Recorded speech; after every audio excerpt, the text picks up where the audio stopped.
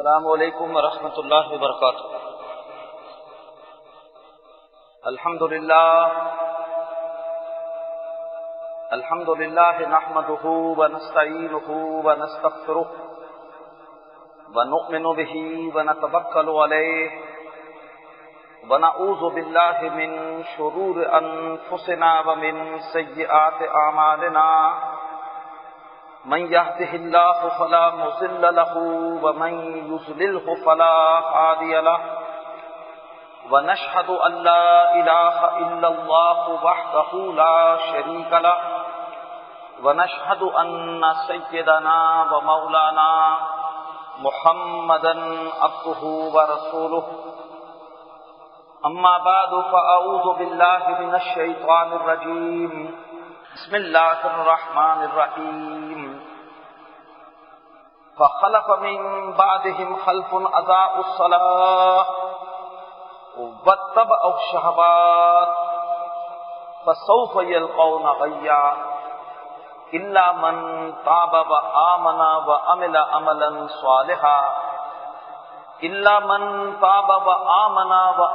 صالحا فأولئك يدخلون الجنة ولا يظلمون شيئا، صدق اللہ العظیم۔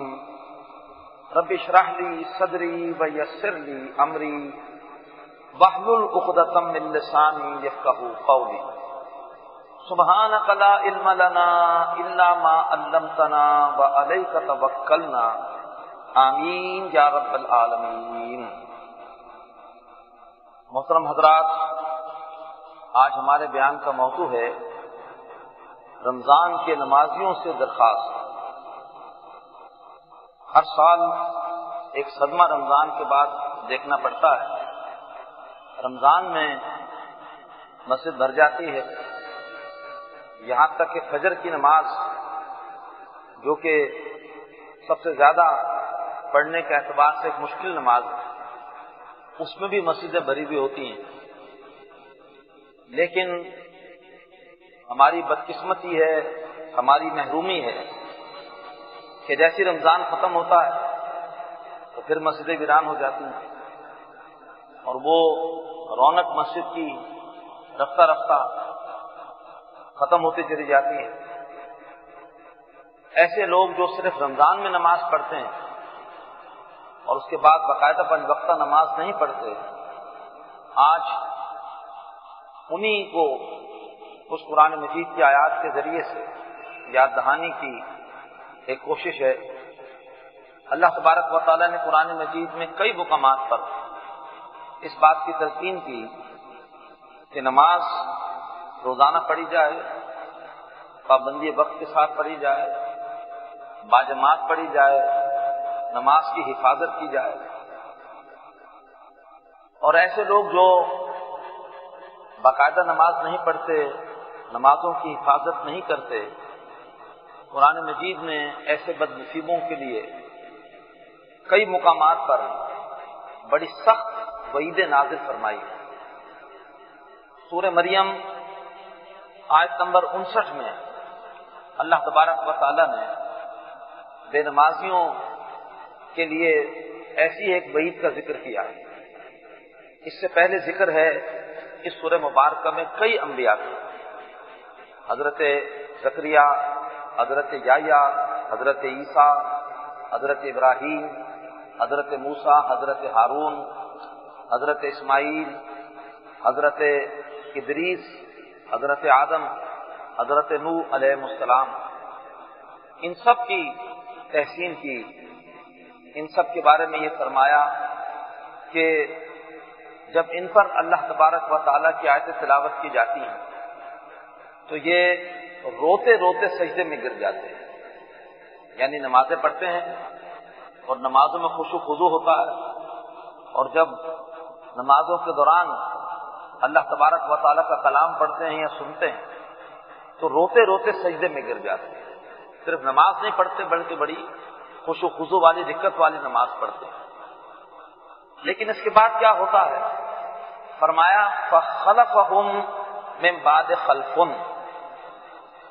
ان کے بعد ان کے وارث بن گئے ناخلف لوگ، نالائق لوگ، وہ کیا کرتے ہیں؟ اضاء الصلاۃ، وہ نماز کو ضائع کر دیتے ہیں، واتبعوا الشہوات، اور خواہشات کی پیروی کرتے ہیں، فسوف یلقون غیا، وہ عنقریب دیکھیں گے غی کو۔ غی جہنم کی ایک ایسی وادی ہے کہ جس کا عذاب شدید ترین ہے، بہت ہی برا عذاب۔ عنقریب ایسے لوگ جو نمازوں کو ضائع کرتے ہیں، خواہشات کی پیروی کرتے ہیں، وہ بدنصیب جہنم کے بدترین عذاب کا سامنا کریں گے۔ جو نماز روزانہ پڑھی جائے وہ نماز واقعی اللہ کی نماز ہے، اور جو نماز کبھی پڑھی جائے کبھی نہ پڑھی جائے وہ اللہ کی نماز نہیں ہے، وہ اپنی مرضی کی نماز ہے۔ خواہشات کی پیروی کی بہت سی شکلیں ہیں۔ ایک شکل یہ ہے کہ جب میرا جی چاہے گا نماز پڑھوں گا، اور جب جی چاہے گا نماز نہیں پڑھوں گا، تو گویا اللہ تعالیٰ کے حکم کی اہمیت نہیں ہے۔ اللہ کا حکم کیا ہے؟ ان الصلاۃ کانت علی المؤمنین کتابا موقوتا، اہل ایمان پر نماز وقت کی پابندی کے ساتھ فرض ہے۔ جی چاہے یا نہ چاہے لیکن تمہیں نماز پڑھنی ہے۔ کھڑے ہو کے پڑھنے کے قابل نہیں ہو، بیٹھ کے پڑھو۔ بیٹھ کے پڑھنے کے قابل نہیں ہو، لیٹ کے پڑھو۔ کوئی حرکت نہیں کر سکتے، اشاروں سے پڑھو۔ لیکن نماز تو کسی وقت بھی معاف نہیں۔ نبی اکرم صلی اللہ علیہ وسلم اللہ کی محبوب ترین ہستی ہیں، لیکن آپ نے آخری نماز کی جماعت کیسے کرائی ہے؟ آپ سب کو واقعی علم ہوگا۔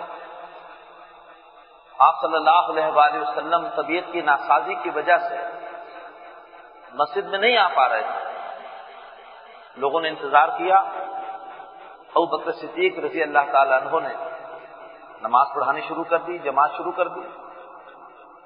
اللہ کے رسول صلی اللہ علیہ وآلہ وسلم نے ہمت کی، آپ کی دیکھ بھال کے لیے، تیمارداری کے لیے حضرت علی آپ کے پاس موجود تھے، اور حضرت فضل بن عباس رضی اللہ تعالیٰ عنہ آپ کے پاس موجود تھے۔ آپ نے ان دونوں سے کہا کہ مجھے سہارا دے کر لے کے چلو مسجد، تو ان دونوں کے کندھوں پر ہاتھ رکھ کر آپ پھر بھی مسجد تشریف لائے۔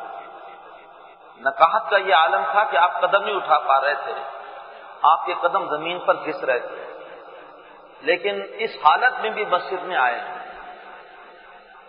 اور اس کے بعد ابو بکر صدیق رضی اللہ تعالیٰ عنہ نے پیچھے ہٹنے کی کوشش کی، آپ کو دیکھ کر آپ نے اشارہ کہا کہ یہیں کھڑے رہو۔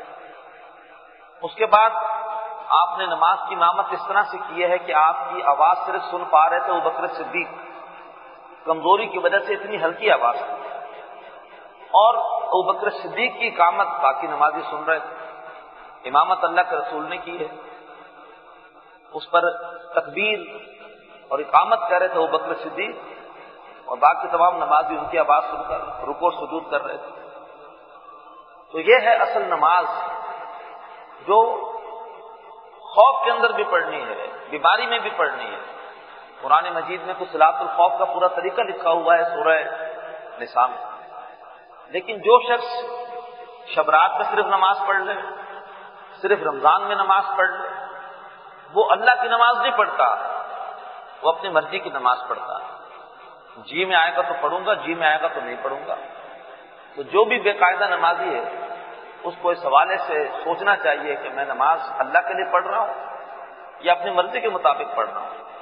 تو فرمایا کہ انبیاء کرام کے بعد ہر امت میں ایسے ناخلف لوگ آئے اضاء الصلاۃ کے، جنہوں نے نمازوں کو ضائع کر دیا، نمازیں چھوڑ دی، واتبعوا الشہوات، خواہشات کی پیروی کی۔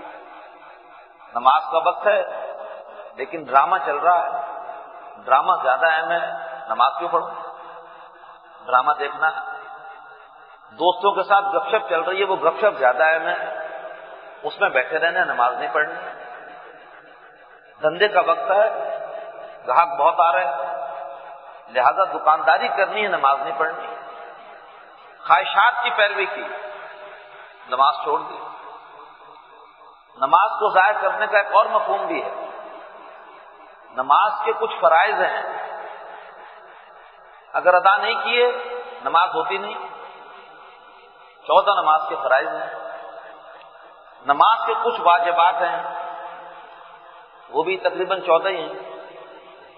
اگر کوئی واجب جان بوجھ کے چھوڑا نماز نہیں ہوئی، کوئی واجب بھولے سے چھوڑ دیا اور سجدہ سہو نہیں کیا نماز نہیں ہوئی، کوئی واجب بھولے سے چھوڑ دیا سجدہ سہو کر لیا نماز ہو گئی۔ وہ کچھ پتہ نہیں کہ نماز کے فرائض کیا ہیں، نماز کے واجبات کیا ہیں، بس دیکھا دیکھی بچپن سے ایک نماز سیکھیے، پڑھتے چلے آ رہے ہیں پڑھتے چلے آ رہے ہیں۔ واجبات چھوٹ رہے ہیں تو پرواہ نہیں ہے، فرائض چھوٹ رہے ہیں تو پرواہ نہیں ہے، پتہ ہی نہیں ہے۔ والدین نے یا بچپن میں کسی استاد نے سورہ فاتحہ سکھا دی تھی، سورہ اخلاص سکھا دی تھی، اس میں کوئی اضافہ نہیں کیا، بس اسی سورہ اخلاص کے ساتھ رکعت میں نماز ادا ہو گئی۔ کم از کم آخری 10 سورتیں تو یاد کر لے انسان۔ قرآن مجید کا حفظ انسان کا بہت بڑا ذخیرہ ہے، بہت بڑا سرمایہ ہے۔ اس سرمایہ میں اضافے کی طرف کوئی توجہ نہیں۔ سورہ فاتحہ سورہ اخلاص اللہ اکبر، سورہ فاتحہ سورہ اخلاص اللہ اکبر، یہ ہماری نمازوں کا حال ہے۔ نمازیں پڑھتے نہیں ہیں، نمازیں نپٹا دیتے ہیں، یہ ہے نمازوں کو ضائع کرنا۔ تو نماز پابندی وقت کے ساتھ 5 وقت کی پڑھی جائے، نماز کے فرائض سیکھے جائیں، نماز کے واجبات سیکھے جائے، ان کا پورا خیال رکھا جائے، اور نماز کو بہتر سے بہتر بنانے کی کوشش کی جائے۔ اس کے لیے زیادہ سے زیادہ قرآن مجید یاد کرنے کی کوشش کی جائے تاکہ طویل نماز ہو سکے، طویل اللہ کے سامنے قیام ہو سکے۔ اللہ تعالی ہمیں اس کی توفیق دے۔ یہ سب کچھ نہیں ہو رہا تو نماز ضائع کی جا رہی ہے۔ بعض لوگ 2 سجدوں کے درمیان سے ہی وقفہ نہیں کرتے، ان کی نماز نہیں ہوتی۔ 2 سجدوں کے درمیان سکون کے ساتھ بیٹھنا کہ جسم کا ہر حصہ بالکل ساکت ہو جائے واجب ہے، نہیں کیا تو نماز نہیں ہوئی۔ بعض لوگ رکوع سے ذرا سا اٹھتے ہیں اور پھر سجدے میں چلے جاتے ہیں، نماز نہیں ہوتی۔ رکوع سے بالکل سیدھا کھڑے ہونا قوما کہلاتا ہے، واجب ہے، لیکن نہیں۔ بعض نمازی ہیں امام صاحب سے سبقت کرتے ہیں، تیز تیز نماز پڑھنے کی عادت ہے، ابھی امام صاحب کھڑے ہیں رکوع کے بعد، وہ پہلے ہی جھکنا شروع ہو جاتے ہیں سجدے کی طرف۔ ابھی امام صاحب نے ایک سلام پھیرا ہے، وہ دوسرا سلام بھی پھیر چکے ہوتے ہیں۔ بہت شدید، بہت بڑی غلطی ہے نماز میں امام سے سبقت۔ تو بہرحال یہ ہے کہ یہ نماز کے مسائل ہیں جو سیکھنے چاہیے، ورنہ نمازیں ضائع ہو رہی ہیں۔ تو فرمایا انبیاء اکرام کے بعد ان کی امتوں میں ایسے ناخلف لوگ آئے، فخلف من بعدهم خلف اضاعوا الصلاۃ واتبعوا الشہوات فسوف یلقون غیا۔ انہوں نے نمازیں ضائع کر دی، خواہشات کی پیروی کی، عنقریب وہ دیکھیں گے غی کو، جہنم کی شدید عذاب والی وادی کو، الا من تابا، سوائے اس کے جو اپنے اس روش سے توبہ کرے، وآمنا، اپنے ایمان کو پھر سے تازہ کرے، پھر سے شعوری طور پر کلمہ پڑھے، وعمل صالحا، اور اس کے بعد اچھا عمل کرے، فاولئک یدخلون الجنہ، یہ خوش نصیب ہے جو جنت میں داخل ہوں گے، ولا یظلمون شیئا، اور وہاں ان کے ساتھ کوئی ظلم، کوئی ناانصافی نہیں کی جائے گی۔ تو یہ ہے بے نمازیوں کے لیے یا صرف رمضان کے نمازیوں کے لیے قرآن مجید کی پہلی تنبیہ۔ اب آئیے ایک دوسرا مقام، سورہ قلم 29 پارے کی دوسری سورت ہے۔ قیامت کا ایک منظر کھینچا جا رہا ہے، ارشاد ہوتا ہے یوم یکشف عن ساق، اس روز پنڈلی پر سے پردہ ہٹا دیا جائے گا۔ کون سی پنڈلی ہے، کیسی ہے، ہم نہیں سمجھ سکتے، ہمارے لیے آیات متشابہات میں سے ہے۔ ترجمہ کیا گیا کہ اللہ کی پنڈلی پر سے پردہ ہٹا دیا جائے گا۔ لیکن اگر ذہن میں یہ ہو کہ اللہ کی پنڈلی بھی ہماری پنڈلی کی طرح ہے تو شرک ہو جائے گا، کوئی تصور نہیں کر سکتا۔ لہذا ترجمہ یہ کیا جاتا ہے کہ اس روز اللہ تبارک و تعالیٰ کی کسی تجلی کا ظہور ہوگا، پردہ ہٹا دیا جائے گا اور اللہ تبارک و تعالیٰ کی کسی تجلی کا ظہور ہوگا۔ اس کے بعد کیا ہوگا؟ فرمایا وَيُدْعَوْنَ إِلَى السُّجُودِ، تمام لوگوں کو سجدے کی دعوت دی جائے گی، اللہ کی تجلی ظاہر کی جائے گی اور اس کے بعد دعوت دی جائے گی سب لوگ کے سب لوگ سجدے میں گریں۔ فَلَا يَسْتَطِيعُونَ، لیکن کچھ بد نصیب اس روز سجدہ نہ کر سکیں، اس وقت محروم ہو جائیں گے سجدہ کرنے سے۔ کیوں؟ خاشعۃ ابصار، بلکہ آگے فرمایا خاشعۃ ابصارہم، شرم کے مارے ان کی نگاہیں جھکی ہوئی ہوں گی، ترہقہم ذلہ، اور ان پر ذلت چھائی ہوئی ہوگی، رسوائی ان پر چھائی ہوئی ہوگی۔ کیوں یہ شرمندگی ذلت کیوں دیکھنی پڑی؟ وقت کانوا یدعون الی السجود، وہ دنیا میں بھی سجدے کے لیے بلائے جاتے تھے، وہم سالمون، اور وہ صحیح سالم تھے پر سجدہ نہیں کرتے تھے۔ 5 بار ان کو دن میں پکارا جاتا تھا، حی علی الصلاۃ، آؤ نماز کی طرف، حی علی الفلاح، آؤ کامیابی کی طرف، لیکن بد نصیب نہیں آتے تھے۔ بد نصیب اللہ کی اس پکار کو نظر انداز کر دیتے تھے، رد کر دیتے تھے، پس پش ڈال دیتے تھے۔ زبان سے کچھ نہیں کہتے ہوں گے لیکن عمل یہ ہے کہ ہم نہیں آ رہے، جو کام میں کر رہا ہوں یہ زیادہ اہم ہے، دکان بند نہیں کر سکتا میں، ڈرامے، میچ، ٹی وی نہیں چھوڑ سکتا میں، گھر والوں کے ساتھ محفل میں ہوں، دوستوں کی محفل میں محفل نہیں چھوڑ سکتا، بلاتا رہے مؤذن، کہتا رہے الصلاۃ خیر من النوم، میں اس بات کو نہیں مانتا، میرے نزدیک نیند بہتر ہے نماز سے۔ زبان سے نہیں کہہ رہا، طرز عمل یہی ہے۔ کوئی ایک دن فجر رہ جائے، 2 دن رہ جائے تو کوئی بات نہیں، مستقل فجر سے غائب، ان کے نزدیک نیند کو ترجیح حاصل ہے نماز میں۔ تو قیامت کے دن بھی گردنیں اکڑی رہیں گی، سجدہ نہیں کر سکیں گے، چہرے پر ذلت چھائی ہوئی ہوگی، آنکھیں شرم کے مارے جھک رہی ہوں گی۔ جرم کیا تھا؟ وَقَدْ كَانُوا يُدْعَوْنَ إِلَى السُّجُودِ وَهُمْ سَالِمُونَ، انہیں دنیا میں بھی سجدوں کے لیے بلایا جاتا تھا، صحیح سالم ہونے کے باوجود سجدہ کرنے کے لیے نہیں آتے۔ اس کے بعد اسی پارے میں آگے چل کر سورۃ المعارج میں اللہ کے نیک بندوں کو نمازی کہا گیا۔ فرمایا ان الانسان خلق ہلوعا، بے شک انسان یہ بہت ہی تھوڑ دلا ہے، اذا مسہ الشر جزوعا، جب اسے کو تکلیف پہنچتی ہے تو شور شرابہ کرتا ہے۔ کرنا کیا چاہیے؟ صبر کرنا چاہیے۔ اللہ تعالیٰ کی طرف سے اللہ میرا امتحان لے رہا ہے، کیوں میں واویلا کروں، کیوں میں شور کروں؟ تکلیف پہنچتی ہے تو شور کرتا ہے۔ وَإِذَا مَسَّهُ الْخَيْرُ مَنُوعًا، جب اسے کو بھلائی پہنچتی ہے تو روک روک کے رکھتا ہے، کنجوسی کرتا ہے، دوسروں کو اس بھلائی میں شریک نہیں کرتا۔ تو یہ تو اللہ کا ناپسندیدہ کردار ہے، یہ کردار اللہ کو پسند نہیں۔ الا المصلین، سوائے نمازیوں کے، نمازی اللہ کو پسند ہے۔ لیکن نمازی ہیں کون؟ فرمایا الذین هم علی صلاتہم دائمون، نمازی وہ ہیں جو اپنی نمازوں پر باقاعدگی اختیار کرتے ہیں، مداومت کرتے ہیں، سارا سال نمازیں پڑھتے ہیں، 5 وقت کی نمازیں پڑھتے ہیں۔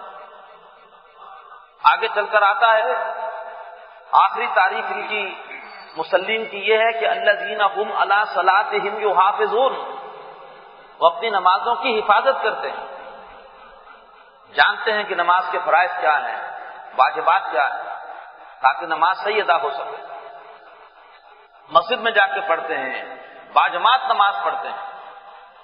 اللہ تبارک و تعالیٰ کے رسول کا ارشاد میرا جی چاہتا ہے کہ جو لوگ گھروں پر نماز پڑھتے جا کے ان کے گھروں کو آگ لگا دو، لیکن مجھے بچوں کا، عورتوں کا خیال آ جاتا ہے۔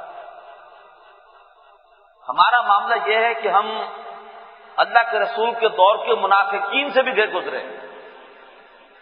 اللہ کے رسول کے دور میں منافقین پر اللہ نے یہ نہیں کہا کہ وہ نماز نہیں پڑھتے، فرمایا وَإِذَا قَامُوا إِلَى الصَّلَاةِ قَامُوا كُسَالَىٰ، جب وہ نماز قائم کرتے ہیں تو کرتے ہیں بڑی سستی کے ساتھ، ذوق و شوق کے ساتھ، محبت کے ساتھ نماز نہیں پڑھتے، بلکہ بس جیسا لگتا ہے کہ کوئی بوجھ ہے، آ کر بوجھ اتارنے کے لیے نماز پڑھ جاتے ہیں۔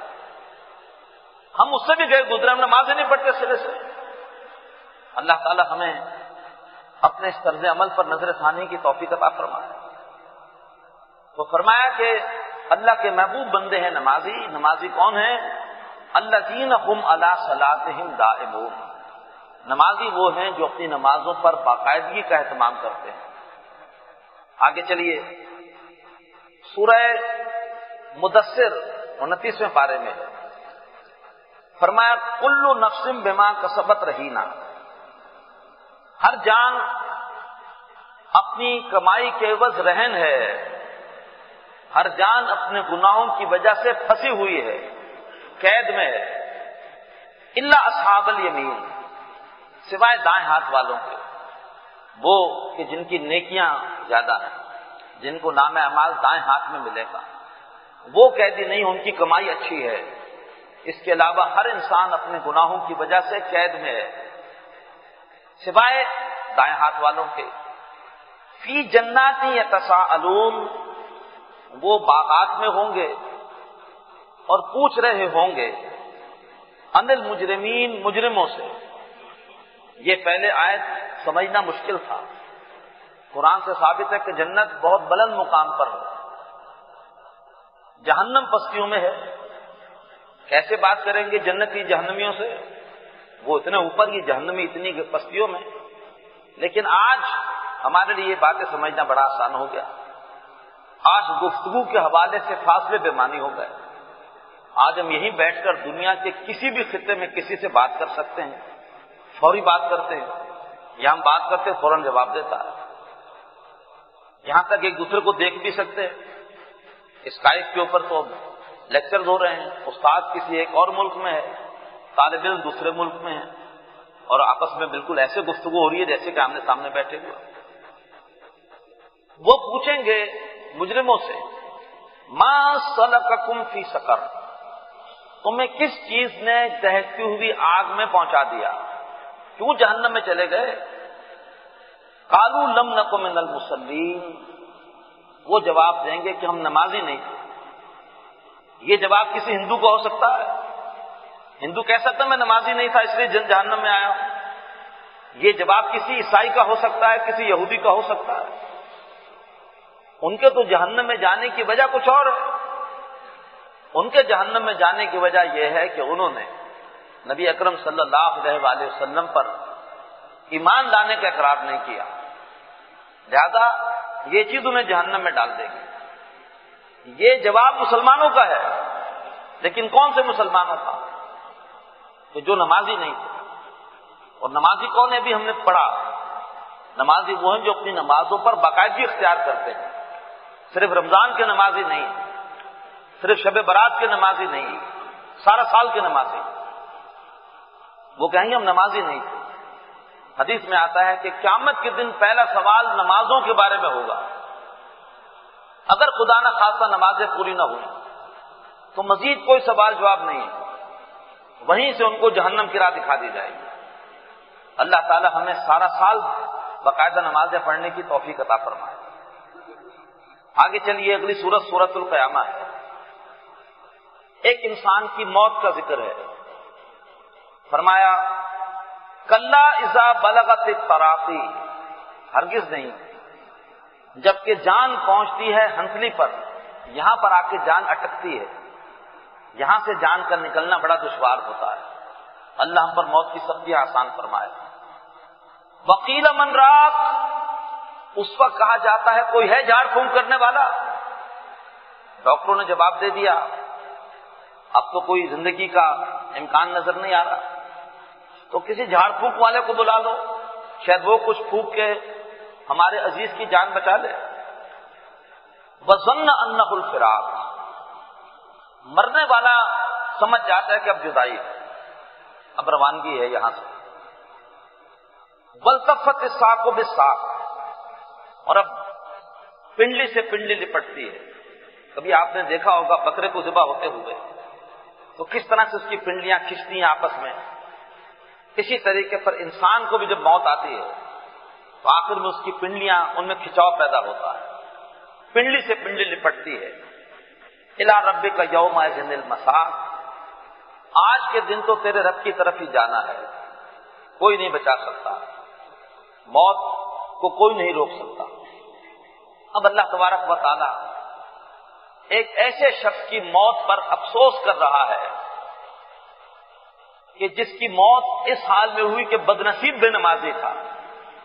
فرمایا فلا صدق ولا صلی، اس بدبخت نے، اس بدنصیب نے نہ تصدیق کی نہ نماز پڑھی، ولکن کذب وتولی، بلکہ اس نے جھٹلایا اور اس نے رخ پھیرا۔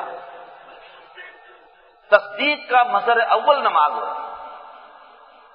میں کافر تھا، میں مسلمان ہوا، میں نے تصدیق کی کہ ہر وہ بات جو بتائی نبی صلی اللہ علیہ وسلم نے برحق ہے، اور میں آپ کی رسالت پر ایمان لاتا ہوں، کلمہ پڑھتا ہوں لا الہ الا اللہ محمد رسول اللہ صلی اللہ علیہ وسلم۔ یہ میری تصدیق ابھی زبانی ہے، مجھے تھوڑی دیر بعد اس تصدیق کا عملی ثبوت دینا ہے۔ تھوڑی دیر بعد اذان ہوگی اور اب مجھے عملی طور پر جا کر نماز پڑھنی ہے۔ تو تصدیق کا مظہر اول ہے نماز۔ اس نے نہ تصدیق کی نہ نماز پڑھی، بلکہ جھٹلایا اور رخ پھیرا۔ اللہ تعالی ہمیں اس محرومی سے محفوظ فرمائے۔ ٹائم پورا ہو رہا ہے، ایک آخری مقام آپ کو سنا دیتا ہوں۔ سورہ ماعون، اس پہ اللہ تبارک و تعالی ارشاد فرماتے ہیں فَوَيْلٌ لِّلْمُصَلِّينَ،